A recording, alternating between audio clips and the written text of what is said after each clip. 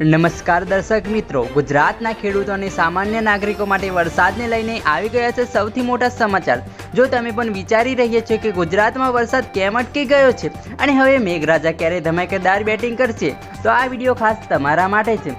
હવામાન નિષ્ણાત અંબાલાલ પટેલે આગામી દિવસો માટે એક બહુ મોટી અને ચોંકાવનારી આગાહી કરી છે। મિત્રો, હાલમાં ગુજરાતમાં વરસાદે થોડો વિરામ લીધો છે, પણ આવું કેમ થયું?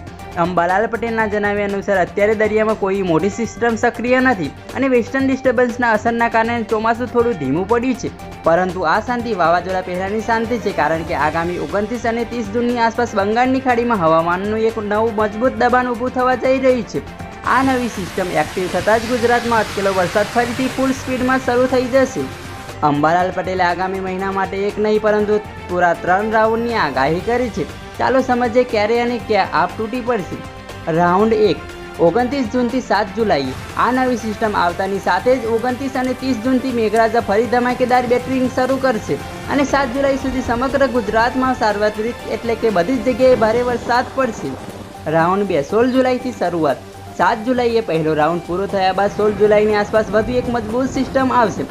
આ ગાળામાં એટલો ભારે વરસાદ પડી શકે છે આપની જીવાદોરી સમાન નર્મદા નદીના જળસ્તરમાં મોટો વધારો જોવા મળશે।